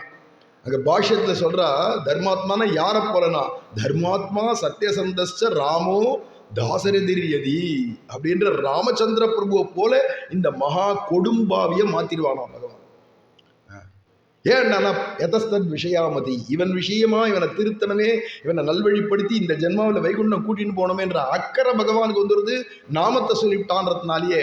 அதனால க்ஷிப்ரம் பவதி தர்மாத்மா சஸ்வத் சாந்திம் நிகச்சதி, சாஸ்வதமான ஒரு சாந்தி எல்லாம் கிடைச்சி, ஹே கௌந்தேயா, என்கிட்ட தான் பக்தி பண்ணணும்னு நினைக்கல, என் நாமத்தை சொல்லணும்னு அவசியம் இல்லை, உனக்கே 10 பேர் இருக்கேடா. ஹே பார்த்தா, உனக்கு என்ன விஜயன்னு பேர் இருக்கே, பார்த்தன்னு பேர் இருக்கே, சவ்யசாச்சின்னு பேர் இருக்கே, காண்டீவின்னு பேர் இருக்கே, கிரீட்டின்னு பேர் இருக்கே, கிருஷ்ணன்னே ஒரு பேர் இருக்கே, இந்த மாதிரி 10 பேர் இருக்கு இல்லையா? அதில் உன் பேரில் ஒரு 10 பேரில் ஒரு பேர் ஒருத்தன் சொன்னா கூட நமே பக்தா பிரணஷ்யதி, உன்னுடையதான என்னுடைய அடியானுடைய பேரை சொல்லிட்டான்னா எனக்கு ரொம்ப அக்கறை வந்துடும். அவனை கரையேற்றியா அவன் சுத்தியந்தி தஸ்மை பிரப விஷ்ணவே நமகான்னு அவனை சுத்தி பண்ணி அவனை நல்லவன் ஆக்கி கொண்டு போகணுன்ற அக்கறை எனக்கு அதிகமாக வந்துடும். அதில் என்னுடைய நாமத்தை கூட சொல்ல வேண்டாம், என்னுடைய அடியார்களுடைய பேரை சொன்னா போ. அடியார்களுக்கு ததியாராதனை பண்ணா, அடியாருக்கு பேரை சொன்னா, அடியாருடைய ஊரை சொன்னா, அடியாருக்காக நிழல் போட்டு கொடுத்தான் அப்படின்னு ஏதோ ஒரு சம்பந்தம் அடியார்களோட ஏற்பட்டுடுத்துனா பாகவதாலோட, அவன் அது ரொம்பவே உத்தம். அதுதான் சொல்றான், விபீஷணவா சுக்ரீவா எதிவா ராவணஸ்வயம் அப்படிங்கிறார்லையே ராமர். விபீஷணன் வந்தானே, இப்போ சேர்த்துக்கலாமா வேண்டாமான்னு என்கிட்ட வந்து கேட்டியே, அவன் ரொம்ப நல்லவன், என்ன சேர்த்துக்கலாம் அப்படின்னு விட்டார் அனுமார். அவன் நல்லவனா பார்த்து சேர்த்துட்டாவா எனக்கு குணவான்ற பேர் வரும். என்னடனா ராவணன் பக்கா அயோக்கியன், ராவணன் வரட்டும், நானும் ராமா சரணம்னு வந்துட்டானா நான் அபயம் கொடுக்க வேண்டாம். ஏ சுக்ரீவா, நீயே அபயம் கொடுத்து அழிச்சுருக்கு. நான் அபயம் கொடுக்கறது காட்டிலும் பக்தன் அபயம் கொடுத்தா இன்னும் அதிகமானது அது பலம். அதனால நீயே அபயம் கொடுத்துரு அப்படின்னு சுதந்திரமா பகவான் பக்தாளுக்கு ரைட்டு கொடுக்குறான். அதனால தான் சொல்றார், பசுர் மனுஷ பட்சிவா ஏச்ச வைஷ்ணவமாசிரிதாகா அப்படின்னு தேயாந்தி பரமாங்கதியம் அப்படின்னு பசு பட்சிகள் கூட ஒரு பாகவதனை ஆசிரிச்சுட்டா. பசு பட்சிகள்லாம் என்னத்துக்கு, ஒரு மண்பானை அதுக்கு ததிபாண்டன் வைகுண்டம் கொடுத்தான் இருக்கு, வாங்கி கொடுத்துட்டான் பகவான் கிருஷ்ணன்டேந்து. ஏண்டானா பாகவதன் பார்த்து. அதனால தான் நம்ம ஆண்கள் எல்லாம் ஒரு சின்ன ஒரு புஸ்தகம் இருந்தாலும் அது ஜடம் தானேன்னா அதுக்கும் திருமண் சங்கு சக்கரம் போட்டுருவான். வீடுன்னா வாசல்லையே திருமண் சங்கு சக்கரம் போட்டுருவா. நம்ம பாத்திரங்கள் கொலை பாத்திரத்துலேருந்து சொம்புலேருந்து பாத்திரங்கள் எல்லாம் பார்த்தா திருமண் சங்கு சக்கரம் போட்டு ஸ்ரீமதே ராமானுஜாயமா பொறிச்சு வச்சிருவா. ஏன்னா இந்த ஜடமா இருந்தாலும் என்னைக்கோ இந்த ஜடப்பொருள்லாம் மூலப்பொருள்லாம் அது அத்தனையும் ஆனாலும் அந்த ஜடப்பொருளுக்கும் வைகுண்டம் கிடைக்கும் அப்படிங்கிறதுக்கு என்ன பிரமாணம்னா, ததிபாண்டம் வச்சிருந்த மண்பானை போயிடுத்தே வைகுண்டம், உருண்டு உருண்டு போயிட்டாமே, அது கூட வைகுண்டம் கிடைச்சுடுத்தாமே அப்படின்னுச்சே. அப்புறம் கிம் புனர் நியாயம் இல்லைன்னு வாழி. அப்புறம் மனுஷனை பற்றி ஜீவனை பற்றி கேட்பானே, ஜட ஜீவ உத்தாரக்கேலான்னு பாடுறாளே அபங்கத்தில், ஜடமோ ஜீவனோ எல்லாத்தையும் உத்தாரணம் பண்ண முடியும் ஒரு வைஷ்ணவன் நினைச்சா அப்படிங்கிறா இல்லையா? அதனால தானே புளிய மரத்துக்கு கூட மோட்சம் கொடுத்தார் மணவாள மாமுனிகள், சுவாமி நம்பிள்ளை வள்ளம். புளிய மரத்துக்கு கூட மோட்சம் கொடுத்தானா எப்படி கொடுக்க முடியும்? மரமாச்சேன்னா, மரமா இருந்தா என்ன, அது உள்ள ஜீவன் இருக்கு அதுக்கும் கொடுக்குறேன். இல்லை ஜடமா இருந்தா ஜடத்தையும் அனுப்பு, வைகுண்டம் எல்லாம் வைகுண்டம் போட்டோம், எல்லாம் போட்டோம். அந்த பரந்த உள்ள ராமானுஜரை தவிர வேற யாருக்கு வரும்? அதுதானே வேற எம்பெருமானார் அப்படின்னு திருக்கோஷ்டியூர் நம்பிகளும் சொன்னார். இனிமே இந்த சம்பிரதாயத்துக்கே எம்பெருமானார் தரிசனம் அப்படின்னு நம்பெருமாளே பேரிட்டு நாட்டி வைத்தார் அப்படிங்கிறச்சே. அந்த பரந்த உள்ளம் வைஷ்ணவனுக்கு இருக்கணும். அதன் நாடும் நகரமும் நன்கரிய நமோ நாராயணாயவென்று பாடும் மனமுடை பக்தருளின்லாம் எதுக்கு பாடுறான்? ஆழ்வார்கள் தொட்டு எல்லாருக்கும் அந்த ஹிருதயம், விசால ஹிருதயம். நாம் போனால் போகிறோம், நாங்கள் எனக்கு கிடைச்சா போகிறோம் அப்படிங்கிற எண்ணம் யாருக்குமே கிடையாது. சுயநலம் இருந்துட்டுனா ஸ்வார்த்தலேசரஹிதம் கோபி பிரேமய வர்த்ததே தத்ர ஷாம சுந்தரோபி பக்த பிருந்தை விஜயதே. அண்ணா சொல்றாரு இல்லையா, சுவார்த்த லேசம் எவனுக்கு இல்லையோ, சுயநலமே இல்லையோ, அவன் ஹிருதயம் தான் கோபி ஹிருதயம். அப்படிங்கிறதுனால இங்கே ஆழ்வார்கள்லாம் எப்படி தானே இருந்திருக்கா, ஆச்சாரியர்கள்லாம் அப்படி இருந்திருக்கான்னு இந்த பரந்த உள்ளம் வைஷ்ணவனுக்கு இருக்கிறதுனால பசுபட்சிகள் என்ன ஜட வஸ்துக்கள் கூட வைகுண்டம் போயிடலாம் ஆசிரிச்சா. ஆசிரியக்கிறதுக்கு என்ன தெரியுமா, ஜடத்துக்கும் பசுபட்சிகள்லாம் ஒரு வைஷ்ணவர் இவர் ஆசைகள் மனுஷனுக்கே புரியல, மனுஷாளுக்கே இந்த புத்தி வர மாட்டேங்கிறது. பசுபட்சிகளுக்காக ஒரு குருநாதரை பார்த்து ஒரு ஆச்சாரியரை பார்த்து ஆசிரியக்கணும்னு தோணும் இல்லை, இவ அபிமானம் போருமா. ஒரு ஆச்சாரியரான ஒரு வைஷ்ணவ ஆச்சாரியர் பார்த்து இந்த ஜீவனை பார்த்து ஐயோ இந்த ஜீவன் இப்படி இருக்கே சம்சாரத்தை, இதுக்கு வைகுண்டம் கிடைச்சா தேவலாமேன்னு இவ நினைச்சா இவ அபிமானம் போரும். உந்தன் அபிமானமே உத்தாரகம் என்று அப்படின்னாரு இல்லையா, அது மாதிரி ஆச்சாரியருடைய அபிமானமே போரும். அதனால திருப்பி திருப்பி தயா பாத்திரம்னே தனியன் வருது. ஒன்று ஸ்ரீசைலேச தயா பாத்திரம் சொல்கிறோம், இல்லாட்ட ராமானுஜ தயா பாத்திரம்னா என்ன அர்த்தம்னா ஆச்சாரியருடைய தயைக்கு பாத்திரமானவன், அபிமான பாத்திரமானவன் அப்படிங்கிறது அர்த்தம். அந்த அபிமான பாத்திரமா இருக்கு பாருங்கோ, அது வந்துடுத்துன்னா அது எந்த ஜீவனுக்கும் பகவான் வைகுண்டம் கொடுத்துருவான். அதில் கௌந்தேயா பிரதிஜானிகி நமே பக்தா பிரணஷத்தின்னு சொல்கிறானே, நான் சொல்கிறதுக்காக நீ எழுந்து தேர்தட்டில் எழுந்து நின்று சொல்லுன்னு இந்த இடத்துல அண்ணா உபன்யாசம் சொல்லுவார், நீ எழுந்து சொல்லு. அவன் எழுந்தான், நான் பார்த்தேன், அவன் பாவம் என்ன புரிஞ்சுட்டானோ தெரியல, எழுந்து கிருஷ்ண பக்தன் ஒரு காலம் நாசமாக மாட்டான், இது சத்தியம்னா. அட பயல வழி உட்கார்ற ஒன்று அப்படியா சொன்னேன், கிருஷ்ண பக்தன் நாசமாக மாட்டான் நீ சொல்லி தான் தெரியணுமான்னு உலகத்துக்கு. பின்ன என்னடனா அர்ஜுனனாகிய என்கிட்ட பக்தி பண்றவன் கூட நாசமாக மாட்டான்னு சொல்லு அப்படின்னு சொல்ல, அதுக்கப்புறம் கிருஷ்ணன் சொல்றான், அதனால நானும் சொல்றேன் அர்ஜுனனாகிய என்கிட்ட பக்தி பண்றவனும் நாசமாக மாட்டான் அப்படின்னு சொல்ல, அப்பதான் பகவானுக்கு சந்தோஷமாச்சான். ஏண்டானா அப்படி இருக்கணும், சம்பிரதாயம்னா அப்படி இருக்கணும். பிருத்திய பிருத்திய பரிச்சாரக பிருத்திய பிருத்திய பிருத்தியஸ்ய பிருத்திய இதி மாம் ஸ்மரலோகநாதார் நிலத்துக்கு சொல்ற அடியார் அடியார் அடியார் அடியார்னு எதுக்கு சொல்றா திருப்பி திருப்பி. தொண்டர் தொண்டர் தொண்டன் சடகோபன் எதுக்கு சொல்றா, அடியார்க்கென்னை ஆட்படுத்த விமலன் எதுக்கு சொல்றா, ஆயர்பாடி செல்வச் சிறுமீர்கள்னு எதுக்கு கூப்பிடுறா, எல்லாம் அடியார்க்கடியானா இருக்கணும் அப்படின்னு தான் தொண்டரடிப்பொடி ஆட நாம்பெரில் கங்கை நீர் குடைந்தாடும் வேட்கை என்னாவதேங்கிறார். பகவதுல பாத ஜலமு பைன கண்ணே கண்ணே சாலு பாகீரதிக்கு போ என்னே பிராந்தி ஏடிகே மனசா. பத்ராச்சல ராமதாசரும் இதே பாதையில வந்தவா, பிற வேற என்ன சொல்ல போறா, பாகவதனுடைய பாத தீர்த்தரிக்கச்ச இந்த கங்கைக்கு போறேன் கங்கா ஸ்நானம் பண்றேன்னு அந்த பிராந்தி உனக்கு என்னத்துக்குடா, இதெல்லாம் ஒரு பிராந்தின்னு விட்டார். இவரும் கங்கை நீர் குடைந்தாடும் வேட்கை என்னாவதுன்னு கேட்டுவிட்டார். ஆழ்வார் சொன்னதே தான் அப்படியே சொல்றார், மொழி தான் வேற. அப்படிங்கிறதுனால அப்பேற்பட்ட விஷயமா இருந்தால பாகவதாளுக்கு ஆட்பட்டவனுக்கு வைகுண்ட துவாரம் அபாவிருத்தம்னு திறந்தே தான் கிடக்குமா. இந்த பரமபத வாசல் என்னமோ வைகுண்ட ஏகாசனிக்கு திறக்கிறாளா, அந்த 10 நாளைக்குள்ள அது வழி அப்படி சுத்திட்டு வந்துட்டா வைகுண்டம் கிடைச்சிருமாண்ணா. அப்படி ஆணு வாயை பார்த்துட்டு பரமபதநாதன் ஆகிய நம்பெருமாள் பரமபதம் கொடுக்க போறான்னு அப்படி காத்துல வாயை திறக்காத, முன்னாடி போற பத்திய அந்த பாகவத திருவடி இப்படியே பார்த்துட்டே அவன் பின்னாடி போ, அதுதான் அவனுக்கு வைகுண்டம் கொடுக்கும். ஏன்னா பாகவதால் திருவடியை பிடிச்சாச்சுன்னா அண்ணா அழகா சொல்லுவார், ஒரு ட்ரெயின்ல நம்ம தான் புக் பண்ணிக்கிறோம், பிருந்தாவனம் போனோம், மதுராவில் இறங்கணும், ஜிடி எக்ஸ்பிரஸ்ன்னு என்னமோ இருக்கு, அதில் ஏறணும்னு ட்ரெயின்லாம் புக் பண்ணிட்டோம், நம்ம படுக்கை பட்டியெல்லாம் தூக்கின்னு கிளம்புறோம், நம்ம போய் ரூபாயை கட்டி ட்ரெயினில் ஏறி ராதே ராதே அப்பாடா அந்த ட்ரெயினை பிடிச்சாச்சு நிம்மதியாக, அந்த ட்ரெயினில் அந்த சீட்டை பிடிச்சாச்சு, இனிமேல் 2 நாள் ஆனாலும் போய் சேர்றவர்களும் கவலை இல்லை மதுரா வரைக்கும் அப்படின்னு ஏறி உக்காண்டு இவ்வளவு சிரமப்பட்டு கட்டு சோறு உள்பட 2 நாளைக்கு வேண்டிய சாப்பாடெல்லாம் ப்ரிப்பேர் பண்ணிட்டு தீர்த்தம்லாம் எடுத்துட்டு இவ்வளவு சுமையம் தூக்கிண்டு வந்திருக்கோம். காலனா செலவில்லாத ஒரு முயற்சி இல்லாத நம்ம கொண்டு வந்த பொட்டியோட பொட்டியாக ஒரு மூட்டை பூச்சி வந்தது நம்ம ஆற்றுலேருந்து, அதுவும் ட்ரெயினில் ட்ராவல் பண்ணுறது வித்தவுட்ல, அதுக்கு டிக்கெட்டு கிடையாது, ரிசர்வேஷன் கிடையாது, அடுத்த வேலைக்கு சோத்துக்கு என்னடா வழின்னு யோசிக்கல, அதுவும் என்னடான்னா நிம்மதியாக ஏறி நம்ம பொட்டியோட லக்கேஜா மூட்டை பூச்சி வந்துடுது.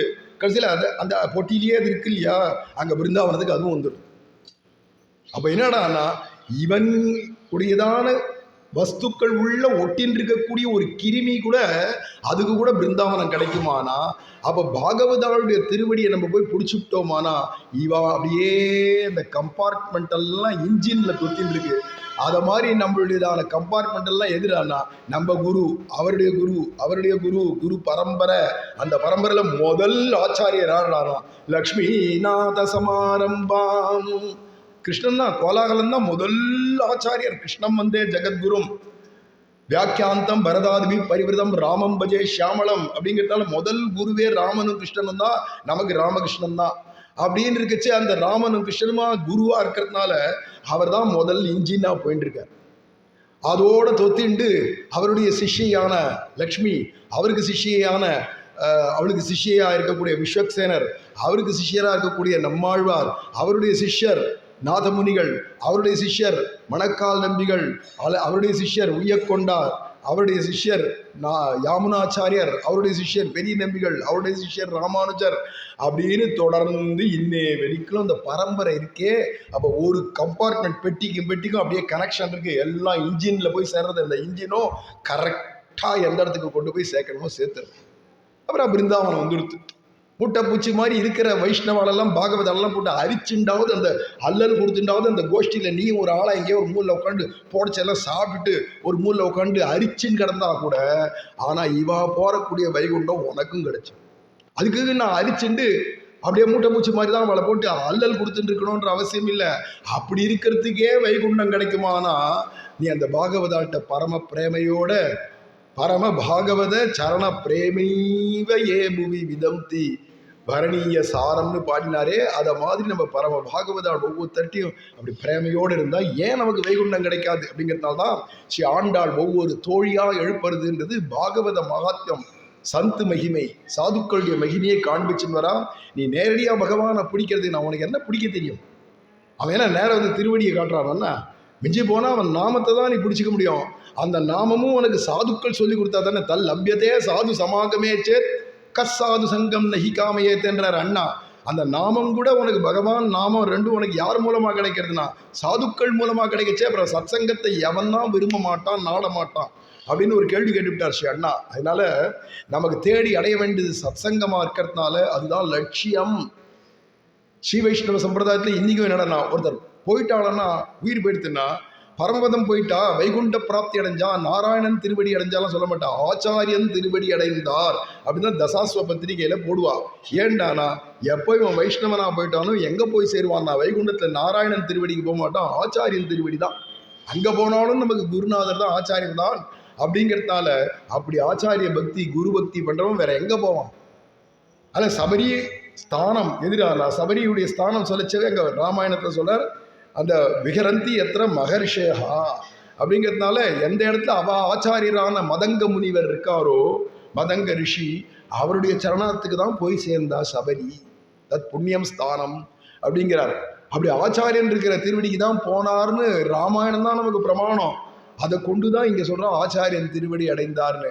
அப்படிங்கிச்சு ஆச்சாரியனுடைய திருவடியில் முயல்கின்றேன் உந்தன் பொய்களுக்கு அன்பையேன்னு அந்த ஆச்சாரியனுடைய திருவடியில் நமக்கு பிரேம வந்துடுத்து. இல்லை அவர் நம்மக்கிட்ட அபிமானிச்சு விட்டார், நம் பையல் நம்ம பையன் அப்படின்னு அபிமானிச்சு விட்டார்னா இதுக்கு மேலே நமக்கு வேற என்ன போகும் அப்படிங்கிறதுனால அதனால ஆண்டாள் பாகவதாளுடைய மகாத்மியத்தை 10 பாசுரம் வரிசையாக காட்டிட்டு வரா.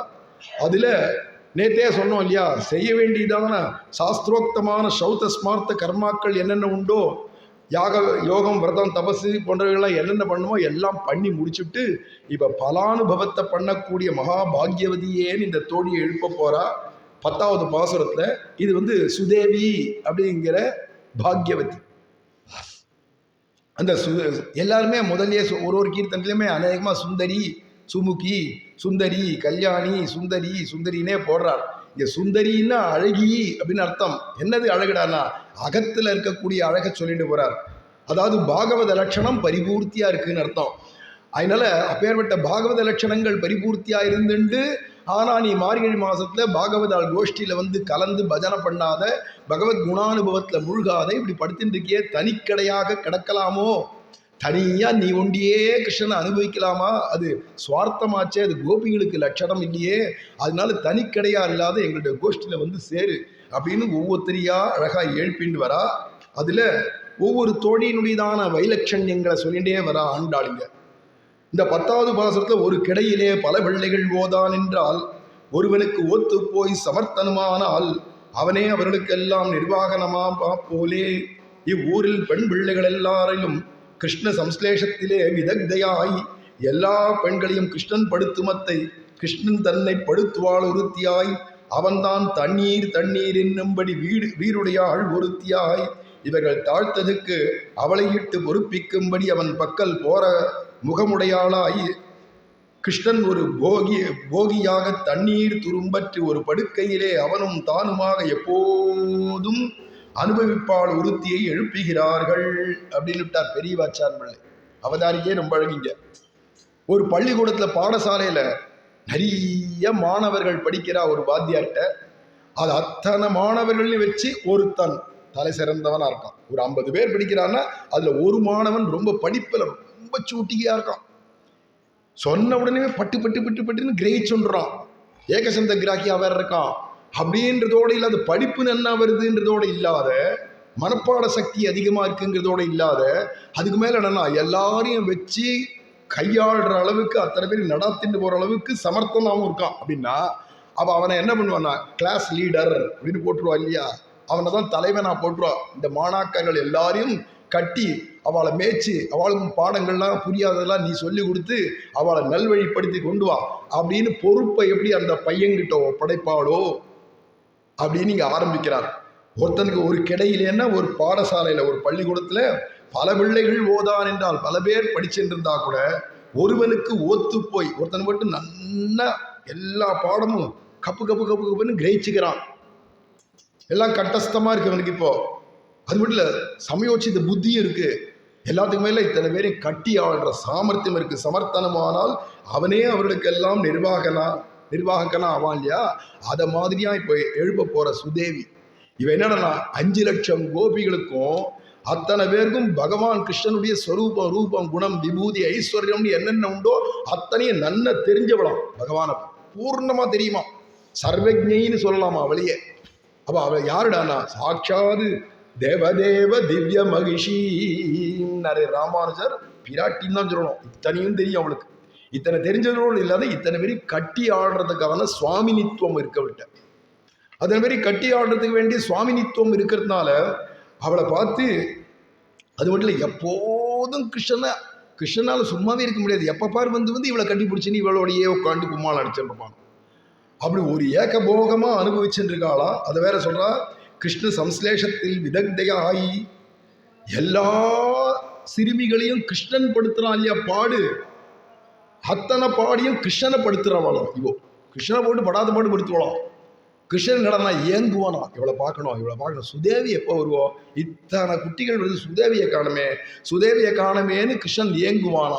அது எப்படி ஏங்குவான்னா நல்ல பாலைவனத்துக்கு போயிட்டு தண்ணீர் கிடைக்காத தாகத்துல தவிச்சவ ஐயோ தண்ணி தண்ணி தண்ணின்னு எப்படி கத்துவானோ அதை மாதிரி சுதேவின்னு அலைவானாம் பகவான். அப்படி பகவானை படுத்துறாளாம். அப்ப என்ன லட்சணம் இருக்கணும்? சுலக்ஷணா அப்படின்னு பேர் வைக்கிறாள். இப்படி ஒரு லட்சணம் இருக்கணுமே. அது என்னடா ஆத்ம குணங்கள் பிரபத்தி நிஷ்ட அப்படி இருக்கான், பூர்த்தியா இருக்கான். பகவானுக்கு பித்து பிடிக்கிறதா இவளை இந்த தோழியை பார்க்கச்சே அப்படின்னா அவளை நினைக்கச்சவே. அதனால எல்லாரும் கிருஷ்ணன் படுத்துமத்தை கிருஷ்ணன் தன்னை படுத்துவாள் ஒருத்தியாய். கிருஷ்ணனை போட்டு படாத பாடு படுத்துறா. அவன்தான் தண்ணீர் தண்ணீர் என்னும்படி வீருடையாள். இவ கிருஷ்ணான்னு போறாளோ இல்லையோ அவன் சுதேவின்னு அலையறான். அப்படி இருக்கக்கூடியவர் இவர்கள் தாழ்த்ததுக்கு அவளையிட்டு ஒரு கால் பகவானுக்கு இந்த தோழிமார்கள்ல யாருக்காவது சிறுமிகள்கிட்ட கொஞ்சம் கோபம் வருது பாராமுகமா இப்படி திரும்பறான்னு வச்சுப்போமே, சுதேவியை கொண்டு வந்து முன்னாடி நிறுத்திடுவாளாம். உடனே என்னடனா எல்லாருமா வரலாம் அப்படின்னு இவ பேரை கேட்டாலோ இல்லை இவளை ரூபத்தை பார்த்தாச்சுனாலோ இவ ஸ்மரணம் வந்துருக்குனாலே உடனே எல்லாருக்கும் கிருஷ்ணன் அப்படியே கிருபை பண்ணி சம்ஸ்லேஷம் ஆஸ்லேஷனை சும்பனை சம்பாஷணை பிரணய நிரீட்சணை எல்லாத்தையும் கொடுத்துருவானாம். அதனால தாழ்த்ததுக்கு அவளை இட்டு பொறுப்பிக்கும்படி அவன் பக்கல் போற முகமுடைய அவ என்ன பண்ணுவாடனா கிருஷ்ணன் அங்கேருந்து அடி சுதேவி அப்படின்னா அப்படி திரும்பிட்டு வாழலாம். முகத்தை திருப்பின்னு அவ பாட்டுக்கு போகலாம். ஐயோ அப்படி போறாளே ஏம்மா அப்படி என்கிட்ட பாராமுகமாக போற, எனக்கு தாங்கலையே, உன் காலை வேணா நான் பிடிச்சி கெஞ்சுறேன், நீ பாராமுகமாக போயிடாதே அப்படின்னு கிருஷ்ணன் கெஞ்சிட்டே வந்தா. பின்னவா அதோ ஏற்று விட்டு கோமலத்துக்கிட்ட தான் நீ பாராமுகமாக்கி, அப்புறமா ஒன்றை நான் இதுக்கு பார்க்கணும் அப்படின்ட்டே இவ ரப்புரு அங்கேயோட போனா. உடனே கோமலமா, ஐயோ எனக்கு ரொம்ப பிடிக்குமே, எங்க கோமலம் எங்க இப்படி ஓடுவான். கோமலத்தை முன்னாடியே ஓடி போய் கோமலத்தை போட்டு சேர்த்து கட்டிட்டு, இங்கேருந்து நீ சொல்லு சுதேவிட்ட, கண்ணன் என்னை போட்டு மூழ்காட்டுறான், அப்படியே அப்பன் திருவருள் மூழ்கினளே அப்படிங்கிற மாதிரி மூழ்கி போயிட்டேன்றதை சொல்லிடி, அப்பதாண்டி அவ என்ன பார்ப்போம் அப்படிங்கிற அளவுக்கு பகவானை பித்தனாய் ஒழிந்தேன்னு நம்ம சொல்ல வேண்டியிருக்க. பித்தனை பெற்று வந்தோ பிறவியுள் விளங்குமாறேன்னு அவன் பித்தனா போயிடுவான், பைத்தியம் முடிச்சிருவான். இந்த ஊமத்தங்காவை தின்னுட்டவனுக்கு அப்புறமா அவன் எப்படி பைத்தியமா அலைவானோ அது மாதிரி இவன் ஊமத்தங்காவை தின்னுட்டானா இந்த சுதேவியை. அதனால அவ விஷயமா எப்பயுமே பைத்தியம் பிடிச்ச அலைவான்னு பெரியவாச்சான் பிள்ளை இப்படி ஒரு கதை சொல்றாருன்னா அவதாரிக்கு. அப்படி ஒரு சக்கியாயும் அது மட்டும் இல்லை, கிருஷ்ணன் ஒரு போகியாய், கிருஷ்ணனுக்கு எப்போதும் பரம சுகமா அப்படி இருக்குமா இவள்கிட்ட. அப்படி இருந்து ஒரு போகியாய் தண்ணீர் துரும்பற்று ஒரு படுக்கையிலே, ஒரே படுக்கையில் அவனும் தானுமாக எப்போதும் அனுபவிச்சென்றிருக்கிறவள்.